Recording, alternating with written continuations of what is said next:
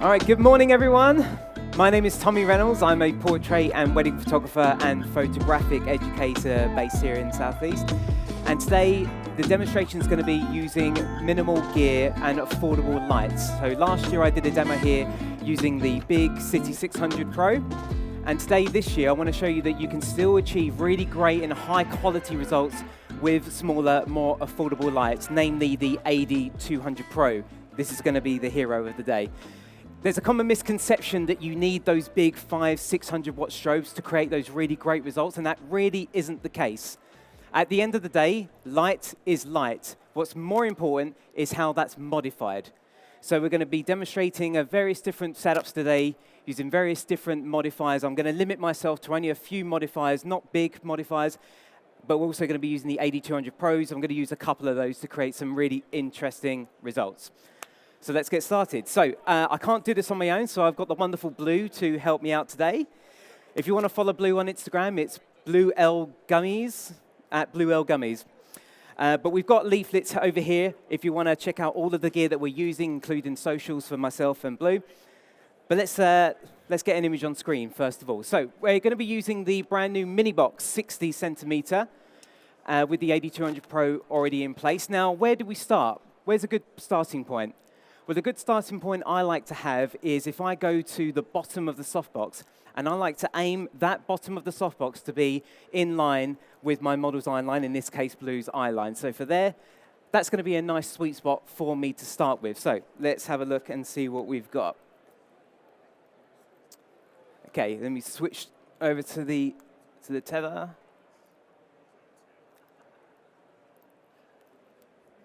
But before I take a shot with flash, I'm first of all going to turn off the flash and get an ambient reading, just so we can see what the ambient light is looking like here in the room. So we just take a quick test shot. Thank you, Blue.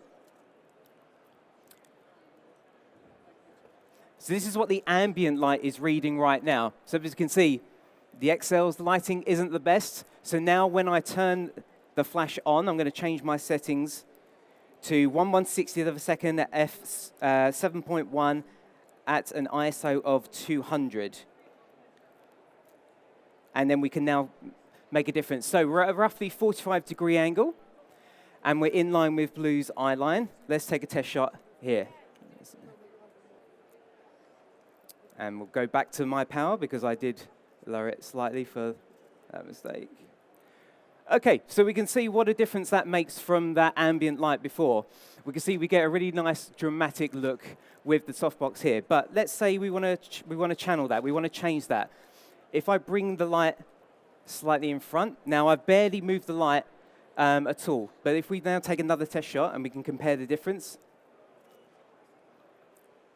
just by moving it across, we really change that look. If I go back to where we were, and now, Blue, this time you're going to look over this way for me. And then turning over here. And now looking back towards me. And now looking over here. So we can see as Blue changed her head position, we can control that contrast. But if we want to channel that even further, so the mini box has a grid. This has 2 layers of diffusion attached. Now, if I attach a grid, we can channel that light even further.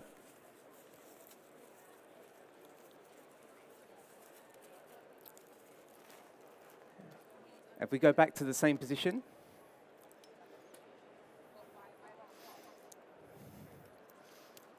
and then, Blue, if you look this way for me.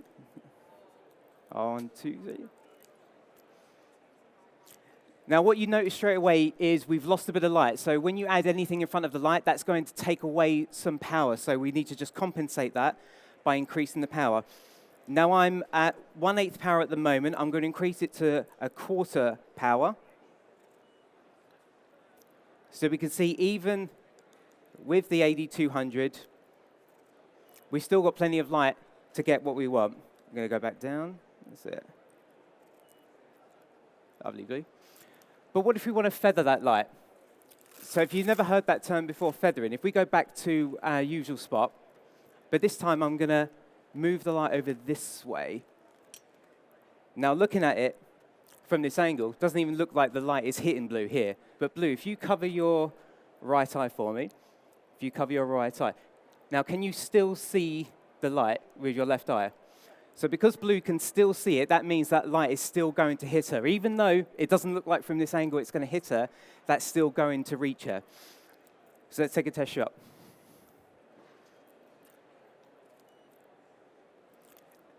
Now if we move it back to our starting position, so take a mental note what's on screen. As I hold that 1, 2.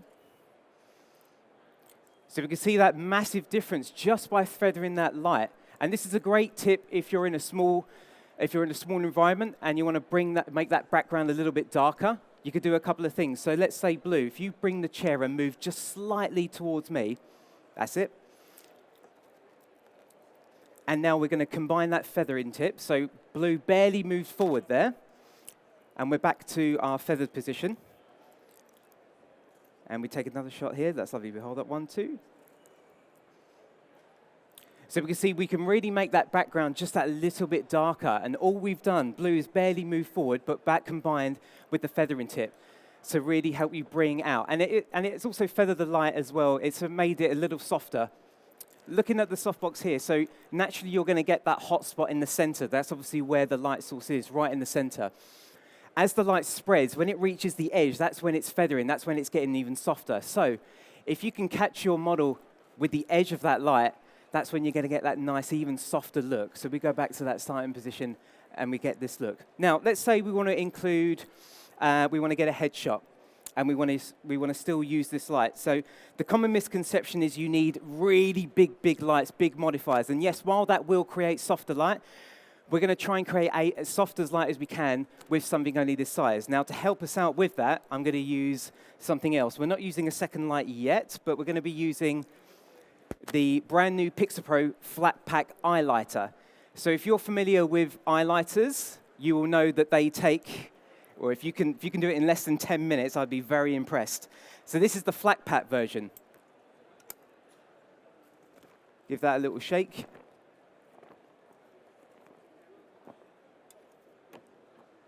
And it's done. So we're going to have this underneath Blue's chin, and that's going to lift some of those shadows underneath the chin. So if I grab over here, Dom, are you okay to mount that for me?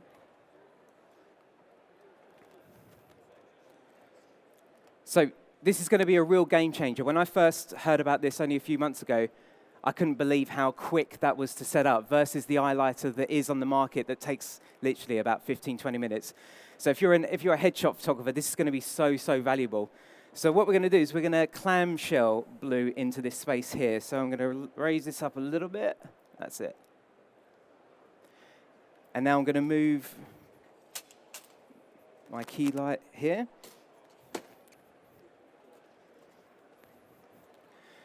Now I'm going to intentionally point it downwards so that it has more chance of bouncing and feathering, hitting the eye lighter and then bouncing up. So I will take one, actually Dom, very quickly, can you park it out? I'm going to take one real quick without the eye lighter so we can see what it looks like with and without. Now if you had a boom arm, this would make it a lot easier, but before I got a boom arm, I just literally went around like this way. So let's take a test shot, Blue. Love that. Hold that. OK, so that's what it looks like before. I'm going to lower that power a touch. Just take one more before. Hold that. And then, Dom, can we bring that in for me? Now, if we bring in the eye lighter, so we can now compare the two. So straight away, you can probably even see with your eye already a difference that's going to make. And now let's take another one. And probably can even raise that a little higher. Oh, I don't think this will let me. That's fine. OK, and then let's take after. Hold that. So we see huge difference. It's actually slightly overexposed my image. That's how much of a difference it makes. So let me lower the power slightly, and we'll take another one. Lovely Blue. Great. So let's look at the catch light in the eyes. So the unique qualities of the highlighter, other than the fact that it's so simple to set up, let me just lower that. So we can see that reflection, that catch light comes around the bottom of the eye, rather than just a simple 5-in-1 reflector that own the circular ones, that's just like a little spot. We can see that it nicely comes around the edge of the underline of the eye. So it's a really, really great light, really, really great modifier to add to your arse. And as I say, it takes no time at all to set up. So that's the flat pack. But let's just say you're still a headshot photographer in this moment, and you walk into a space and they don't have a beautiful hand-painted background. Don't know why they wouldn't. So let's say we want to get a nice clean white background. Rather than relying on there being a white backdrop for them to use, or they're having a white wall, we're going to introduce a second light. So Dom, can I ask you to mount I've got this 60 by 90 softbox here, and we're actually going to use it as a backlight, or actually as a background. So Blue, if I could ask you to stand up, we're going to move Blue away from the background, because we're going to put the 60 by 90 on our second AD200. And we're going to position it behind Blue. Sorry? That's fine, yeah. It's going to come up to Blue's eye line.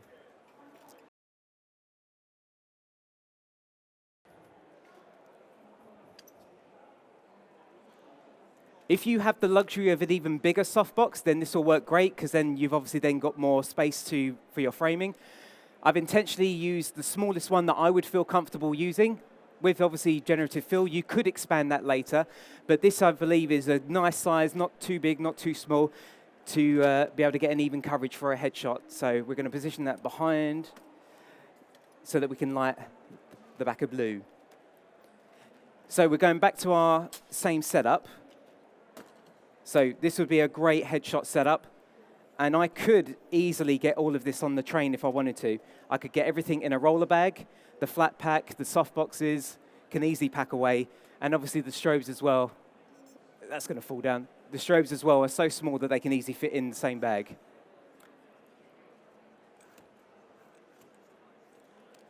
Okay.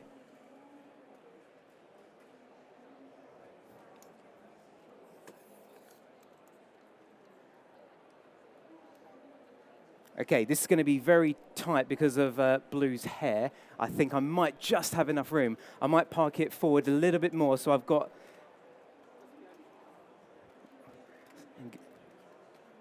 Okay, we'll give that a go. Let's see how we get on.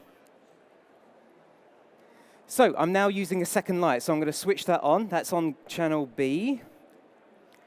So let's do it one at a time. So let's start with our key light first, to make sure that that's still good.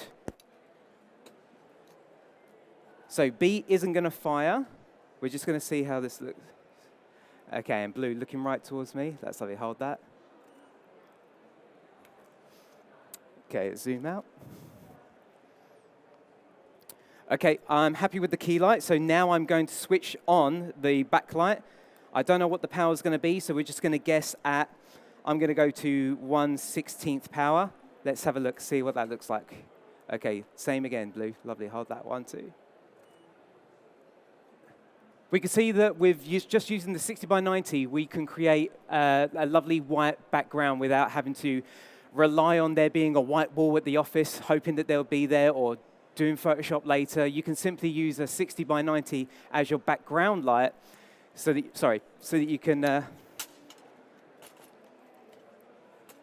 So just by using the light in the background, you can just then create a white wall anywhere you want. As I say, this setup, 2 lights with a reflector, creates that nice high key feel, and we've used very small, arguably very small modifiers to create that. We've not gone super big. You don't need to. You can still create that nice high key look even with smaller modifiers. So let's try something a bit different. So let's try putting a gel in one of these lights. So this wouldn't be for a corporate headshot now. This would be something just a little bit more creative. Now, what you can get is PiXAPRO sell an accessory pack that you can get for the AD200. So in the accessory pack, you can get a bunch of gels. And I'm intentionally using the round head for the AD200s to allow me to use this accessory pack, because the round head has a magnet attached to the front. So if I take off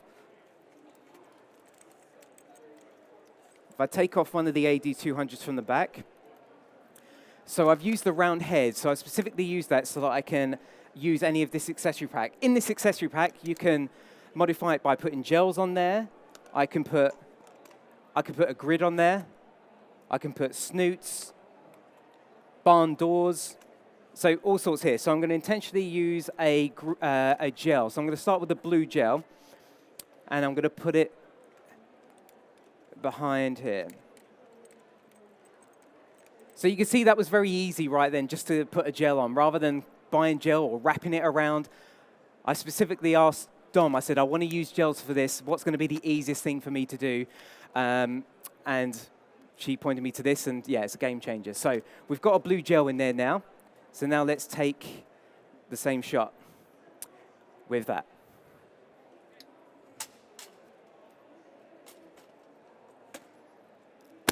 These retractable stands are pretty cool as well. So again, if you're a one-man band, just lifting that up, easy to move around.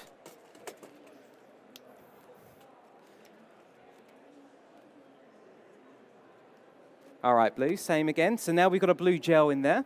Let's see what that's looking like. Lovely blue, hold that on. What's really nice about this setup is this feels like you're using more than a few lights. So what I've intentionally done is I've kept the power high so that that background doesn't look blue. It kind of still looks a bit white, but by the time the light reaches and hits blue, it turns blue. You see why I went with blue, intentional.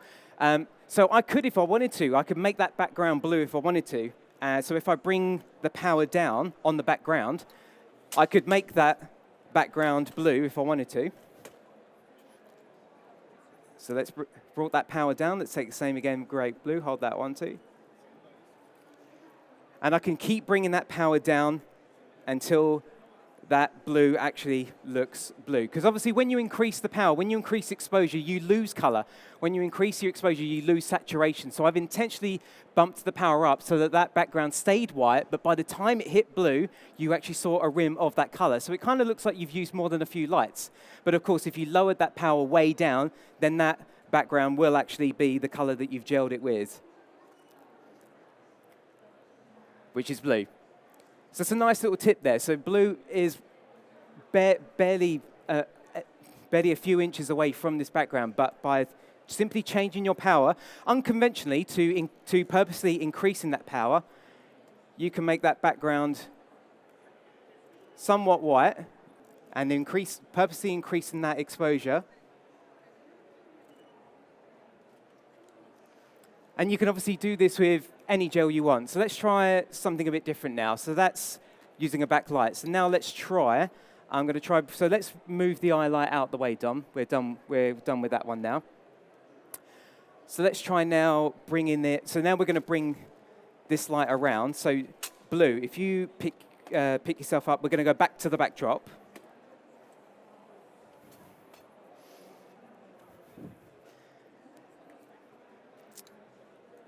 So this time we're going to use it as a fill light. So Dom, do we have a floor stand? Actually, I did bring one in case we didn't have one. So,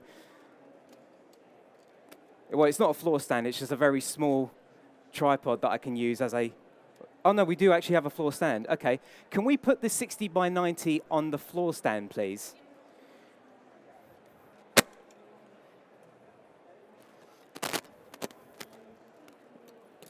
So now what I want to do is show you how you can use your second light as a fill light. Use it in a very subtle way. So when using the eye lighter, that's great if you're doing stuff quite close up. But let's just say you want to add a bit of fill into the shadows, but you also want to be further away. You want to see more of your model. Obviously, with an eye lighter, if you back that way away, you're going to lose that effect. So that's why we're going to purposely use a second light. And I'm going to try and rotate it this way. For this one, blue, I think we will have you stood. We'll give that one a go.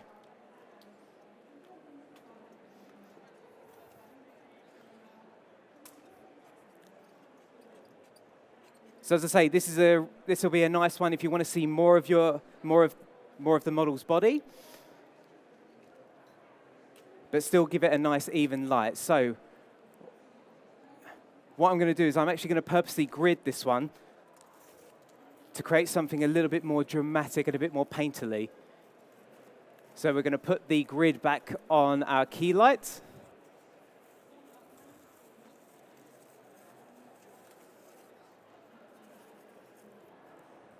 And if you're wondering what actually a grid does, so it channels the light forward. If I can see if I can demonstrate it. So, sir, so can you see me? Now, when I turn, tell me when you can't see me.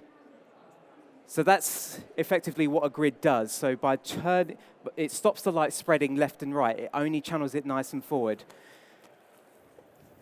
So if you're somewhere that you've got a lot of white walls around and you want to create more of a dramatic look, having grids is really going to help that because it's going to stop spilling a pretend wall that might be left and right here if you're in a tight space. So we're going to start with one light first, and we're going to build this up. So I'm going to come even closer. I'm actually going to go slightly side on just so I can get even closer. Let's go here. All right. So we're going to start with our one light. I'm going to turn off this one so that we can just have a comparison. OK, let's get a power. OK. Oh, that blue, lovely. Hold. OK, I'm going to increase that a little bit. OK, lovely. So there's our comparison. I'm now going to turn off the key light and turn on our fill light. Now, it's a fill because we don't want it the same power as our key light. We're going to intentionally have it at a lower power just so that it fills in the shadows. So what I'm going to do is I'm going to turn this on, and I've intentionally aimed it at Blue's body because I want the feather, as we said earlier, I want the feather to come out so that it comes out here. The bulk is going to hit Blue's waist, but I'm more interested in up here. So it's going to feather and come upwards here. So we're only going to have B on for now so that I can get an exposure that I like. OK, so might be thinking, doesn't look great, though. But that's OK. This is only a fill light. This is going to add a subtlety to it. If I now combine the two, so if you remember how dark A was on its own, I think I've just lost connection there.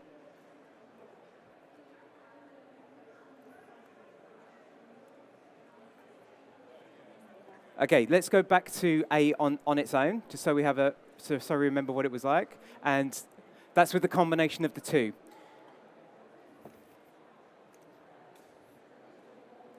If I go back to A on its own, that's A on its own. This is when we turn on B, so both are together.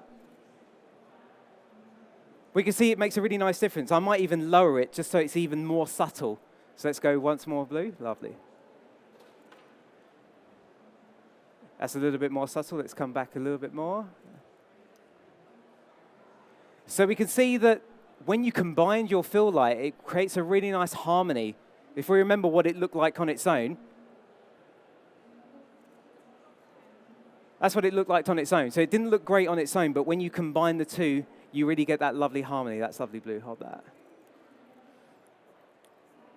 And it also helps light up the dress and the lower half of it. And now you can play around with that. You can choose how subtle or how obvious you want that. Because it's an actual light, you've got that control. Unlike the highlighter, you kind of don't really have that control other than just moving it a bit closer. But you can't really dial that in. There's no numbers there. At least with this, I can be very specific and lower it so that it's even more subtle. Now, we are seeing a lot of reflection because Blue's wearing a particularly sparkly dress. So I'm going to actually lower it so it's even more subtle. If the dress was maybe more of a matte material, then it might not be so bad. But I'm just going to intentionally lower it. Yeah, that looks really nice. I like that. OK, let's try something different.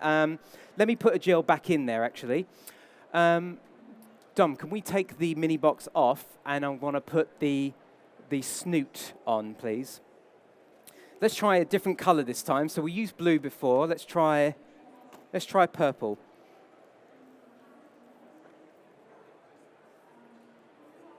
So the way it works, you just kind of sandwich your gels in between here, and then it's ready to go back on. Very quick.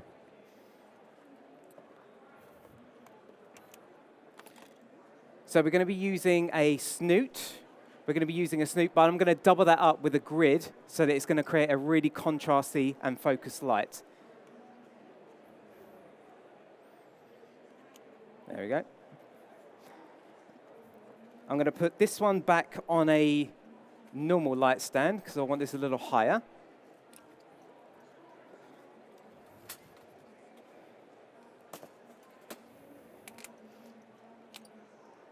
And I think, Blue, if you wouldn't mind sitting down again for me, I'm going to go back to that vertical position. Let's bring the... So we've got a purple gel on this time. Let's see what this looks like.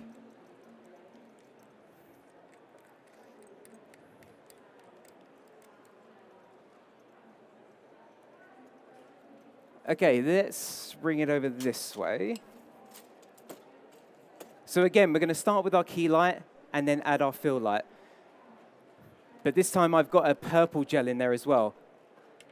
Now when you're using gels, the gels only work when it's hitting shadow, so that's why I've intentionally, with my key light, it's only going to light Blue's face and everything else is going to be plunged into darkness so that everything else can then be turned into this lovely purple color.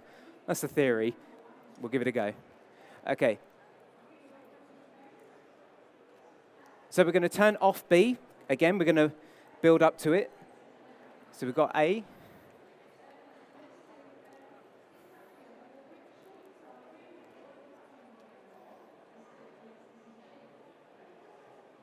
And it's got a modeling light on here as well, just so I have a rough idea where it's going to land. And that's the nice thing about the round heads as well. It's got a little bit of a modeling light, so I can at least, even in the Excel, have a rough idea where these shadows are going to fall. Okay, so we're not using that for the moment. We're just going to get an exposure on our key light again. Okay. And this time, let's have your knees this way. And you're going to be looking up towards the light for me. Blue, lovely, hold that. Hold that. Okay, let's see where our exposure is at. Okay, not too bad. I'm going to probably lower it a touch, just a scotch. There we go. So we can see how very channeled and focused and contrasted that light is. So very little is lit other than her face. So now the intention is now when we turn on our fill light, and again, because we can dial this in, we can have a play with how intense that is. So we've got a purple light in there now. So let's now get an exposure for our fill light. So we're slowly starting to creep in a little bit of color into those shadows. And what I think I'm going to do is I'm going to move this even more side on. Just a touch more. Okay, same again, Blue. Lovely.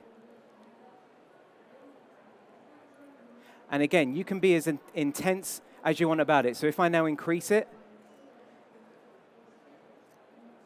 I can keep going. And again, because you've got the trigger, you can dial this in so you can get exactly the look you want or be as subtle as you want. But the main key factor to take away is that the gels only work in the shadows. You can see that it's not affecting the key light at all if I were to bring it over here as an example. So now it's coming in the same direction as our key light, and just to prove a point, this is why that's a key light and that's a fill light, because that is going to be brighter than our fill. So even though it's pointing in the same direction, we're not going to see the purple on Blue's face because the key light is overpowering the fill light. We're making sure that that is brighter first. So just to prove a point, we'll turn B off again, just so we have the before. Oh, actually, let's turn A off, so we're only having the fill light on. So it's going to light up Blue's face and everything in that purple color. And let's be a bit more obvious about it and turn the power up a little bit more. Okay, so everything's purple, but when we now switch on our key light, which is coming in the same direction, it's going to overpower that fill light. You see that? So you have that control where you can have what you want in purple or gelled, and your key light can be whatever you can light whatever you want it to be. I'm going to lower that power a touch on Blue's face. There we go.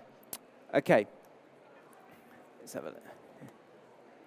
So you can see you can be really creative with just using 2 lights, albeit with gels or not gels. You can use it for a backlight. That combined with the highlighter can really create some really lovely results or some dramatic results. We've got lots of information here. Dom's going to be on here. If you want to have a play, you're more than welcome to come and play with the trigger, put the trigger on and try some of these setups for yourself. We've got all the guys here on the stand. We've got leaflets here. If you want to know any of the equipment that was used here, then leaflets are here, and also Dom has them here. And if you do have any questions, then please do give us a shout. Let's big round of applause for Blue. Thank you very much, Blue. Thanks very much for coming, guys. Hope you enjoyed this stage. Take care.